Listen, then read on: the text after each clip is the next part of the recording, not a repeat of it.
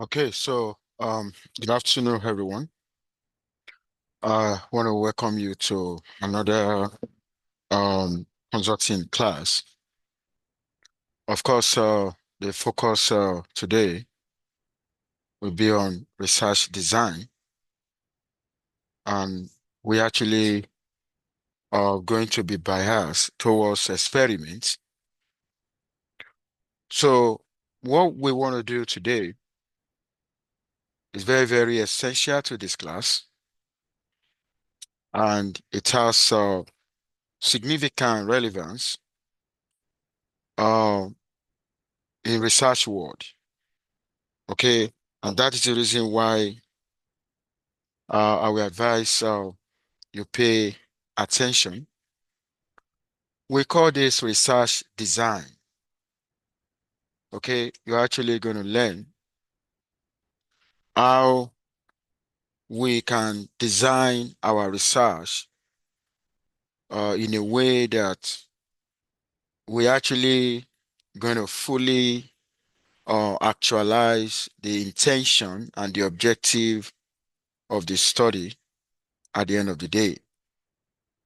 We can't do without investigation.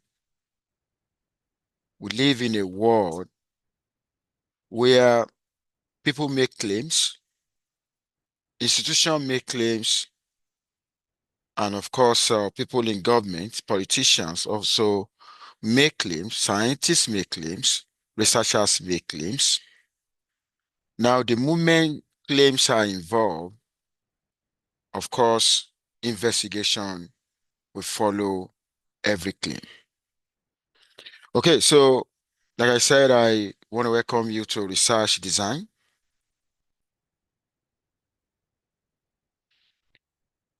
Before I go into the type of studies, because before you can have a very good research design, you need to be able to understand the nature of the study. But let me give you the definition of research design before I go into that. Now, let me tell you this. If we fail to plan, we actually going to plan to fail. And that's why if I want to get a meaningful result that is generalizable, okay, that's going to be binding, of course, we need to have a plan. Okay, so research design is a structured framework, a structured framework, okay, that guide, okay, a structured framework that guide collection. I needed to underline that word collection, analysis, okay, and interpretation, interpretation,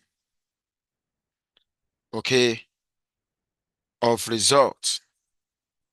Okay, here the collection and analysis. So what you are analyzing is data set. And when you analyze data set, you're actually going to have a result. Now, you are doing it with intention, okay, to provide answers, okay, to research questions or test hypothesis. Now, let me tell you this. We don't just do what we do. There's a reason why we do what we do. We actually, um, you know, we want to provide a practical answers to research questions, or maybe we want to test hypothesis. We need a kind of uh, a kind a structure framework, okay, like a plan, to ensure that putting into consideration research questions, okay, we are able to collect relevant data, okay, and after collecting relevant data, okay, we also want to ensure we use appropriate statistical methodology, okay, and that will facilitate results, okay, and of course, with the belief that the result will answer the question, a practical question, okay, so that's what we mean, okay, by research design. So, which is more or less, I'm actually seeing it as a kind of a blueprint, okay, the blueprint for organizing a study. What is a blueprint? You want to organize a study, and I'm seeing that as a blueprint to organizing a study. And when you organize a study, you want to ensure something that I call validity. Okay, you don't want to waste your time conducting a study, and at the end of the day, the study lack merit. You don't want that, right? Okay, you want to ensure validity. You also want to ensure reliability, and generally, you want it to be generalizable. So I'm going to say generalizability. Okay, so how do we actually, how are we going to do it? Then we need to have a plan, and that's what we mean by research design. Now, for us to be able to know how we can achieve this, we need to look at the type of studies we have. Okay, studies can be classified into two. We have observational study and we have the experimental study. I'm actually going to make a distinction between the two, okay, so that you'll be able to know the kind of study, okay, and what are the kind of procedure, okay, in a particular study. If I'm talking about observational study, it means you just observe, you did not experiment, you did not assign participants, okay, to treatment. You only observe, and based on your observation, okay, you are able to come out with a conclusion.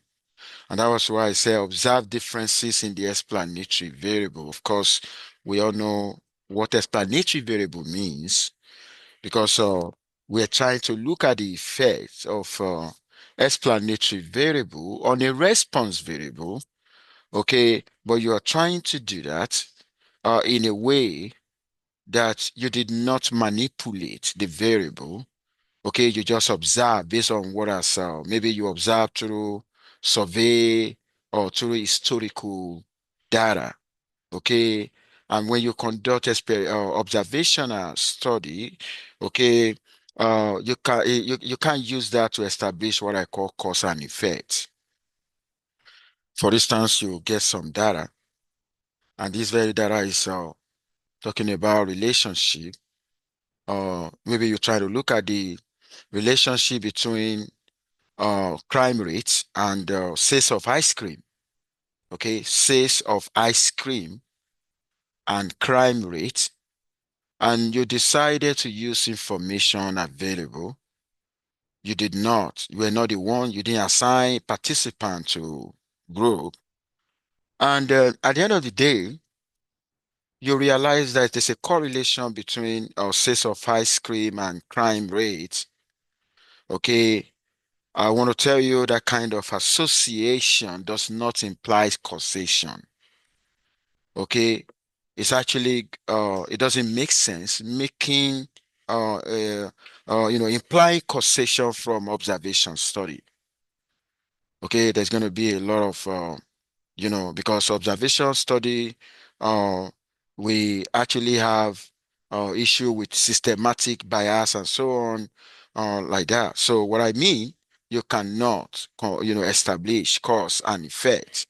If relationship exists between two variables, okay, that doesn't mean one variable causes the other. If the nature of the study is just observation. But when we come to the experiment for the experimental study, on the other hand, it means you're actually going to do a kind of great job where you follow scientific procedure. Okay, you looking at the research question, you choose appropriate data. You choose a sample size yourself from the population of interest, and you assign the sample into different treatments. You are the one that did that yourself in such a way that every treatment has equal chance or probability of receiving the subject. The subject here is a participant. Okay. Now, that kind of study is experimental because in that kind of study, you use what I call the principle of randomization. You randomize. Okay. You follow statistical principle of randomization. Okay. Uh, you can actually use that to establish a cause and effect. Okay. So, uh, and let me tell you this. If you take a look at it too, okay, experimental study we have more a very stronger statistical power compared to observation. But you know what? It's very expensive, okay? Time, money, labor, and so on like that. But the fact remain, is the most efficient. But there are two things we normally consider when you are conducting research. Number one, you consider efficiency. Number two, you consider cost. So there's going to be a trade-off, okay? Cost and efficiency, okay? When we talk about in terms of efficiency, of course, the experimental study is more efficient compared to observational study, but except that it takes time, very, very expensive. I'm going to give you an example on this. For instance, if I want to test, um, I want to look at the effects of smoking on lung cancer. Okay. If I want to look at the effect of smoking on lung cancer, oh, give me one.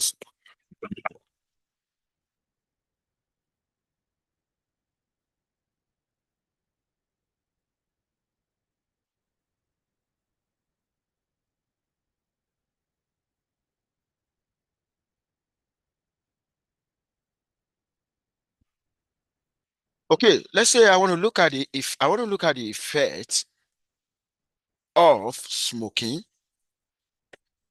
okay, on the risk of getting lung cancer.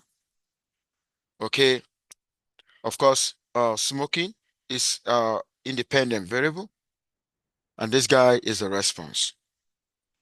If I want to go by observation study, what I'm actually going to do, I can conduct a survey or I can look at historical data. Okay, those who have smoked before, I actually want to see whether they have lung disease or not. There's possibility. Somebody smoke, he doesn't have lung disease, and somebody did not smoke, he has lung disease and stuff like that. I say an observational study. Now, uh, with that, I'm not going to, there's no way I can conclude a cause and effect here. Okay. But if I want, this is very easy by observation study. Just going to I'll look for historical data or I conduct survey.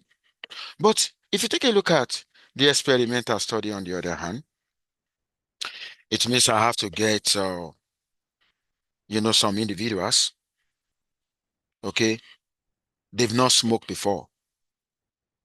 Then I will partition them into two groups. I will ask some to smoke, and the other group, they're not going to smoke. Then I will monitor them over the years. At times, it could take like 5 years, 10 years, there's going to be a lot of issue, doing, maintaining cohort for years. You could have some participants in the cohort, or some of them may relocate. Some of them can like, oh, I'm not doing this anymore. Okay. Now, if you want to go by that, and there's going to be a lot of ethical issues. Okay. And that we we give us the results we wanted, very close to the result we want, which is going to be better than the observational study, but very expensive. Now, you all know the difference. Okay, going into example, investigating the effect of aspirin on preventing heart attack. There are some study. I can go by the way of observational study. I can go by the way of experimental study. So whenever you see a study, maybe in an article, make sure you read it and understand the type of study. Okay? Because I've seen some articles where they have a conclusion on causation, and it was even observational study. But let me also tell you this. There's a way we can actually modify observational study, okay? And when we modify that, there's possibility we could use it for causation. You're still going to learn that in this course. Okay, now experiment. Like I said, you assign half of the participant into two groups. Okay, some will take the aspirin and some will take a placebo. A placebo is a drug that doesn't have effect. Let me say this. It doesn't have significant effect because it has effect, but very minute effect. Does that make sense? Okay, we use a placebo because if I really want to isolate the effect of intervention, there should be a kind of a baseline that I'm actually going to use. Record whether the participant have heart attack, okay, during the follow-up period. That could take some years. Does that make sense? Follow-up, okay, it's gonna yield a good result, but very expensive. If I want to look at it from observational perspective, I can just conduct survey. I don't need to do any partitioning of participants. And I'm actually going to ask them question whether they regularly take aspirin or not. Okay, I'm going to ask them the question. And I'm going to record whether the participant have heart attack during the follow-up period. Okay, that is not going to be, it's not going to have a huge statistical power compared to experimental study, but it's less expensive to conduct. Okay, now, when I was projecting the topic for today, I said we're going to be doing research design and we're going to be biased toward experimental study. Now, I now want to talk about the principle of experimental design now. Okay, this principle of experimental design. What do I mean by experimental design? Experimental design actually means the totality of the steps taken to ensure that you collect the reliable data set. Okay, then you have a meaningful analysis, and at the end of the day you have results that are valuable, results that are valid. Okay, valid, reliable, and generalizable. Okay, now that's what we call experimental design. How do we design our experiment? For us to be able to know how we design experiment, we need a principle of experimental design. Number one in the principle is randomization. Number two in the principle is the use of control group. Number three is replication. Number four is blinding. Number five is blocking. Okay, you need to be able to understand each of these principles for you to be able to have what I call, effective design. Okay, now we're gonna go over this one at a time. We want to talk about randomization. Let me tell you this. Randomization is different from random sampling. I'm going to say that again. Randomization is different from random sampling. If you want to conduct a study, right? If you're actually going to go to the population of interest, you choose, you are not going to study everybody in the population of interest. You're actually going to take a sample, right? You take a sample from the population of study. Now, it is in order not to induce systematic bias, okay, for you to be fair, okay, we're actually going to make sure the sample that we choose from the population is random. The random mean, okay, everybody in the target population has equal chance of being selected. That is what I mean. That's what we call random sample. Now, after taking the sample, I remember what year was that? December 2020. I remember December 2020. There was an article published in the Massachusetts Journal of Medicine in the United States. And that very journal actually was to inform the world that vaccine work. Okay. Uh, Pfizer vaccine actually selected some participants. Okay, they selected them randomly. I remember they selected like about maybe 42,000 participants. And oh, sorry, I think 80 something thousand participants. They splitted them into two. Okay, some in um control group. Okay, experimental group. Now I need you to pay attention to what I want to explain right now. Okay, so they use about 80,000 and they splitted them. This 80,000 probably was selected from the population using what I call instruction of chance. They were selected randomly. It's a random sample of them. Now, this very sample now, 80,000, will be split into two. Okay. And some will go here and some will go here. But the way they're going to assign them here, they're actually going to assign them in a way that the treatment, the treatment level, they have equal chance of receiving any of these. That is what we call randomization.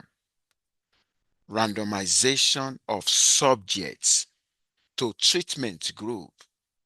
You do that in a way that any of this group has equal chance of receiving any of the subjects.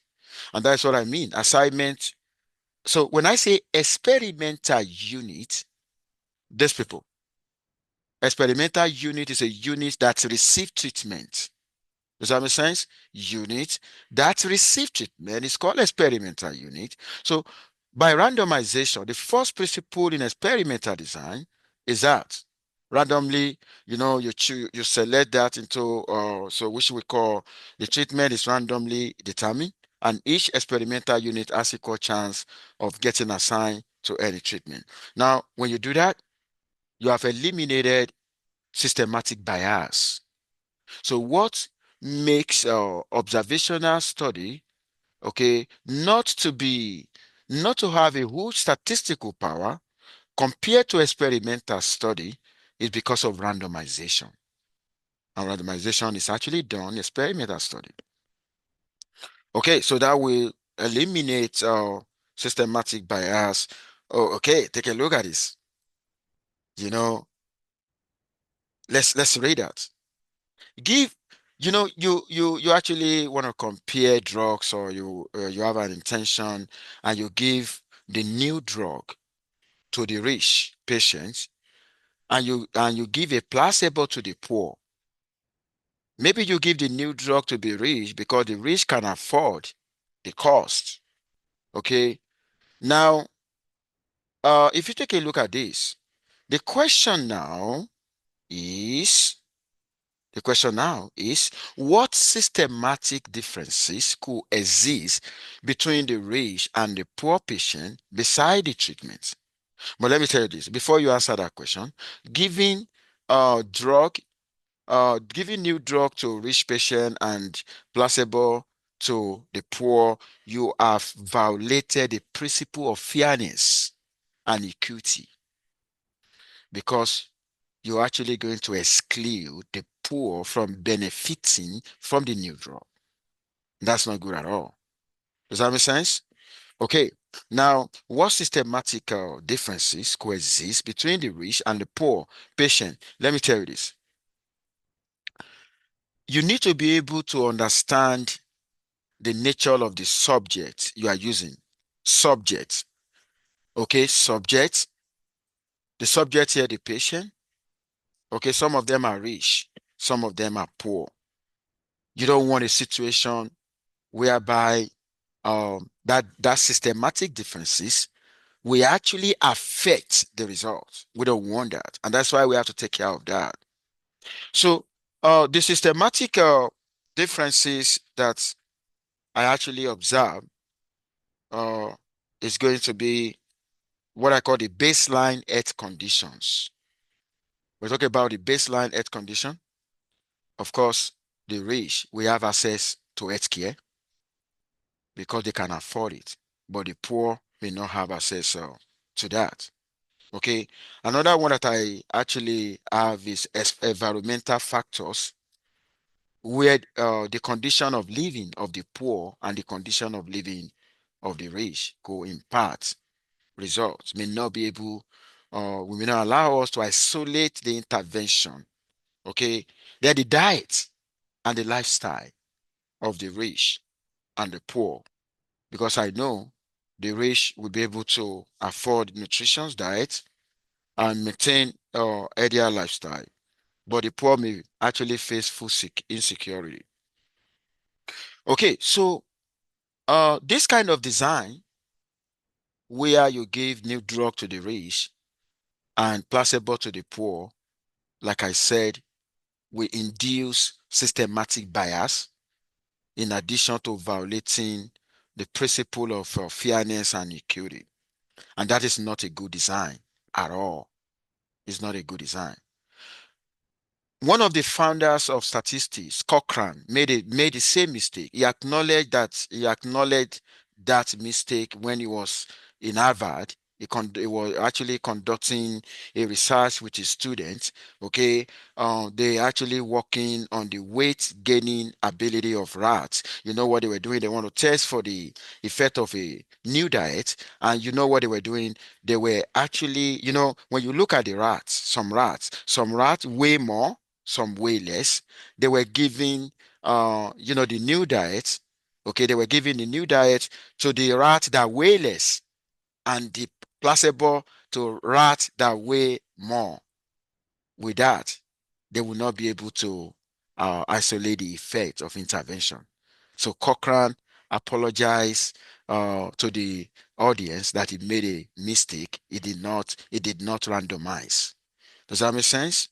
Okay, so uh, randomization actually is one of the most important way to prevent confounding, because the moment that occur, confounding is going to take place. Okay, confounding in a way, you may not be able to isolate the effect of the intervention, because there's a particular factor, hidden factor that you did not consider, that have effect on the results. Okay, if you take a look at this guy now. Okay, I want to test testing the effect of alcohol and sleep deprivation on driving ability. And each driver went through all 4 treatments. We got 4 treatments. Okay, 4 treatments. The first one, no alcohol, rested. Alcohol rested, no alcohol fatigue, alcohol fatigue. Okay.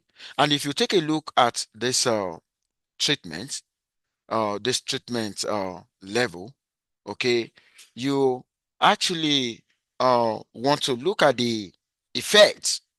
Okay. Now, I said drivers are likely to do better on the fourth drive, making the order random, averages out the learning effects over the fourth treatment. Now, let me tell you this. We know, we acknowledge the facts. There could be some underlying factors that could affect the result. Then what we're going to do, the only way we can average out that effect is to randomize.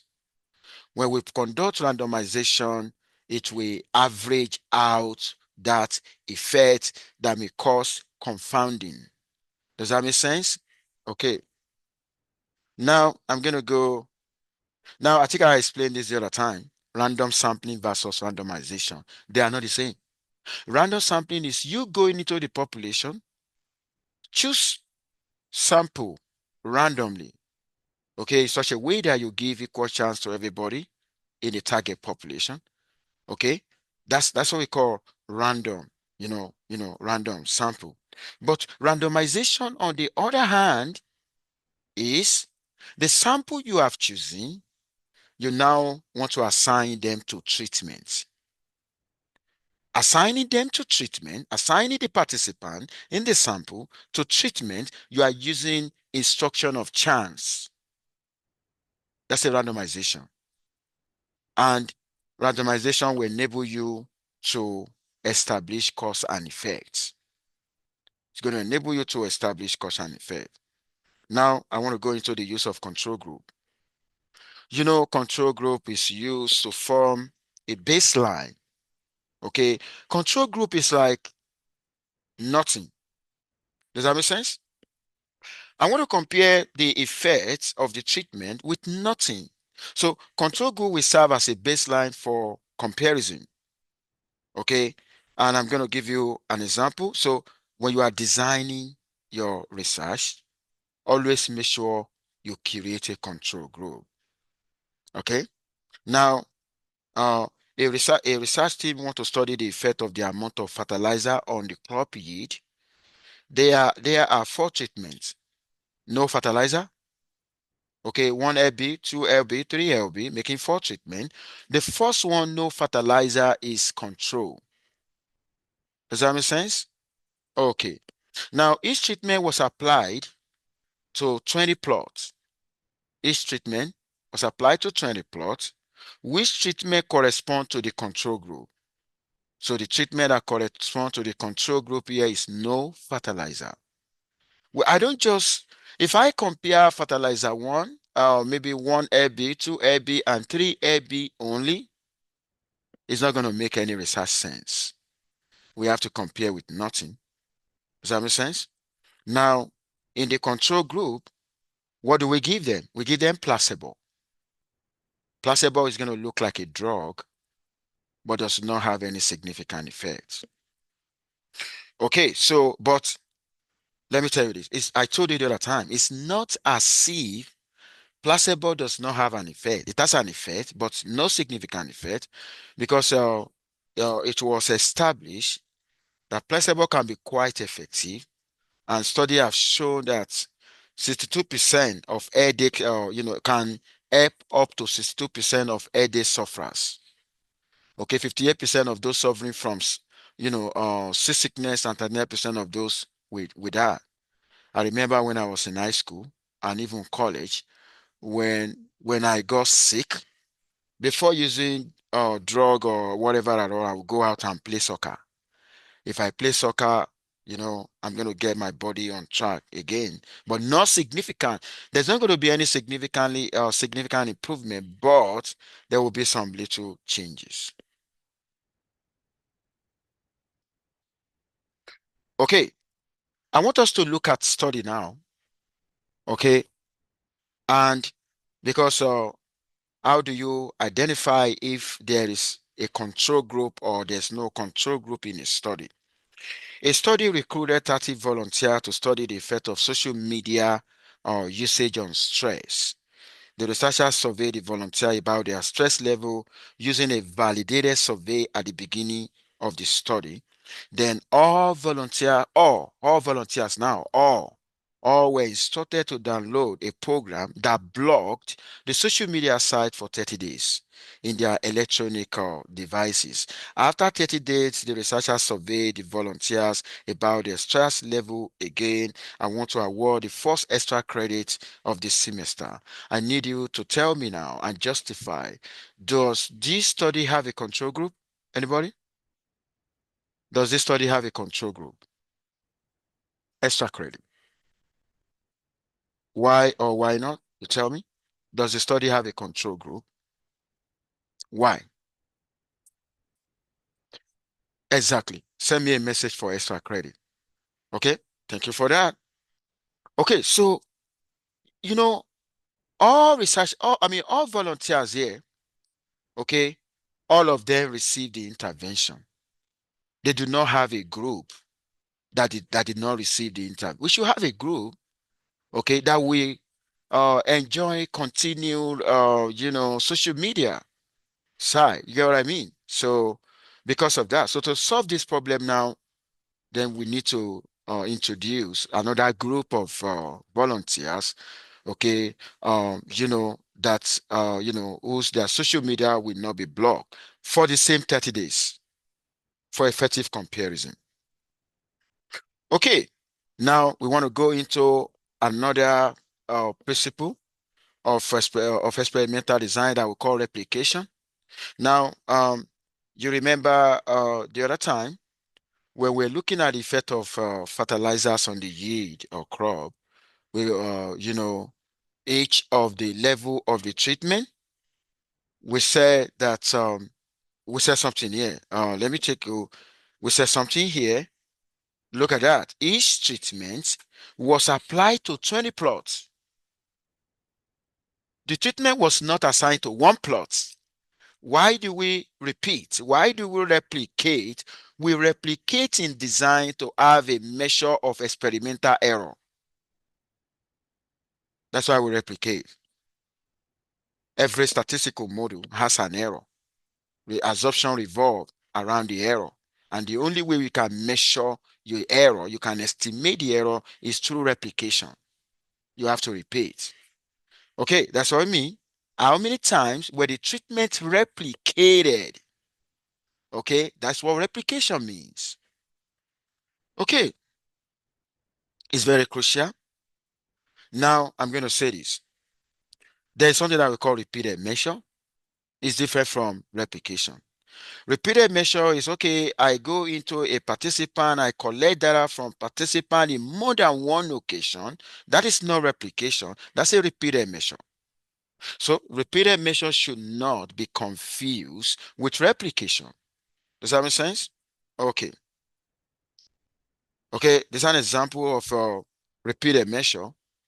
Okay, if I said if the repeated measure are taken over a period of time, the researchers are trying to observe the changes in the outcome over time. Okay, like measuring the height of a group of children at age 2, age 4, age 6, and age 8. The same children. That's a repeated measure. That's not replication. No, that's a repeated measure. Okay, now the next thing I want to talk about in the principle of experimental design is blinding. When you talk about blinding, uh, we could have a single blinding or the double blinding.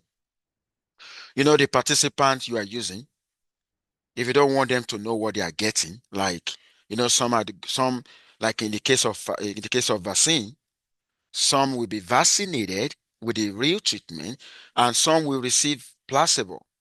So if they don't know what they are getting, that's a single blind. Okay, the participant don't know the treatment they are getting. Then we have a double blind where neither the participant and the researcher But let me tell you, it's very difficult to enforce blinding. It depends on the nature of the study. Okay, it depends on the nature of the study.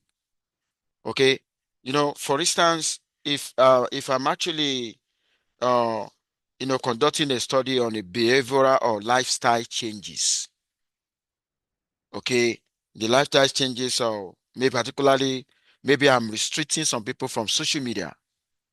They already know that they're being restricted from social media. There's nothing to blind in that one. Does that make sense? Or you subject them to do exercise. You ask them to do exercise. You ask them not to do exercise. Maybe you want to look at the effect of exercise. Participants already know what they are doing. Does that make sense in that situation? It's difficult to blind. Does that make sense? Then another reason could be surgical, where some get up, some are being operated, and some are not. Okay. And another reason why it may be difficult to blind is due to ethical consideration. Ethical. Because if you enroll me into a study, I need a full detail before I'm actually going to consent to that. Okay. Now take note of that. So that, I just gave reason why it may be difficult to blind. Now, the last thing that we're going to talk about today is blocking. When do we use blocking? Okay. We need to look at the patient, and we need to look at the subject. The subject that we're talking about, the experimental unit we're talking about, are they homogeneous? Put into consideration the characteristics of interest. Are they homogeneous or heterogeneous? If they are heterogeneous, then we need to block them. Block them in a way that we put some patient, I mean some subject. Why do I say patient? Maybe because of my presentation. I'll be saying patient, patient, patient. Okay, now you put some subject that are similar into a group, into the same group, okay, before you now randomize treatment to them. Okay, now that we actually reduce variability. We are trying to say there's heterogeneity. Okay, differences exist among the subject. We don't want that difference to affect results, and that is why we're introducing blocking. Okay, and I'm going to give you an example right now. Oh my God. Whenever I'm giving an example with police, I used to be happy. Take a look at this. We want to measure quality of life of police. Quality of life of police. Okay, but and what are the treatments that we have? The major treatment is, you actually have, if you look at the issue is we want to look at the quality of life. And looking at the quality of life, the police don't work the same shift. Some work day shift, some work evening, and some work night. Okay. Now, in that situation, because of the fact that they don't work the same shift, that has introduced heterogeneity, and that has to be taken care of by blocking. So, what I'm going to do, I will for first we have 275 police officer that work. Then I want to know how many work in day shift. I'm going to put them in block one. How many work in evening shift? Block two. How many work in night shift? Block three. Putting all of them together is heterogeneous in nature. Does it make sense? Then we're blocking, we're partitioning them. Then after that, what we want to test now is the hours they work. The hours they work is what we want to compare. And that hours they work, we're actually going to compare them, all the levels of the treatment within a particular block. What are you seeing right now? Oh, some do 8-hour shift, 10-hour shift, 12-hour shift. I'm actually going to have that a random assignment within block one. I'm going to do the same thing within block two. I'm going to do the same thing within block three. Any question on that? This design is going to be is going to make a whole lot of sense. Now, look at patient. Generally, patient, they're actually heterogeneous in nature. Some at low risk, some at high risk. You need to for do the partition. And after doing the partition, maybe you want to test, there are two levels of treatment that you want to test, control and the treatment group. Then you have to split low risk. This low risk, okay, you have to assign some to the control and to the treatment. You're also going to do the same to the high risk. That's what we call blocking. Okay, that's what we call blocking. Okay, so there are so many examples on that. Now, randomization versus blocking, the two are very, very essential. But there's something I want to tell you. Random assignment to treatment is used to reduce or no systematic bias due to confounding variable that might otherwise exhibit in treatment group. Okay, random assignment, but it doesn't remove the effect of confounding variable, but makes on average their effect equal in all group. It doesn't remove it, but it average it out. That's what it means. So blocks are used to reduce no sources of natural variability in the response variable so that the difference due to explanative variable can be detected more easily. So you need to know the difference between the two. Now, before we go, there is something Box, Hunter, and Otter said in 1978. Block what you can, randomize what you cannot. I need explanation of that, on that. I needed to do research on that. What do you mean by that? Block what you can, okay? Randomize what you cannot, okay? I need explanation on that from you next time. Now, I need you to watch this video, okay? We want to review a study. The link can copy this on YouTube, okay? I need you to watch, and based on their conversation, you want to figure out something. What is the response variable? What is the treatment? How many treatment did you talk about? Was the randomization used? Was a control used? Was replication used? If so, how many times? Was the blocking used? If so, how? Okay, and so if you take a look at this now, so that is actually going to be focused on this, where they talk about fish. Take a look at that.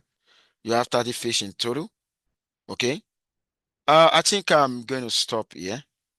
Uh, I'm actually going to continue from that next time. But I will advise that you watch this particular video so that you'll be able to make a sense of that. What is response? What is treatment? How many treatment? How many treatment mean the levels of treatment? Okay.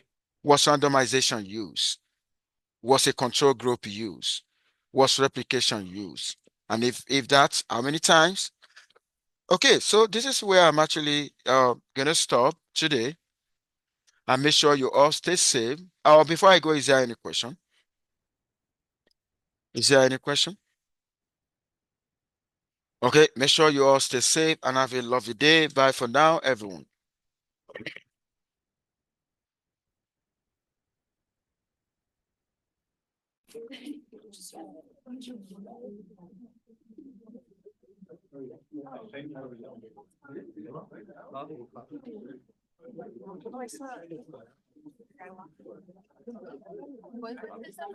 Not in my class.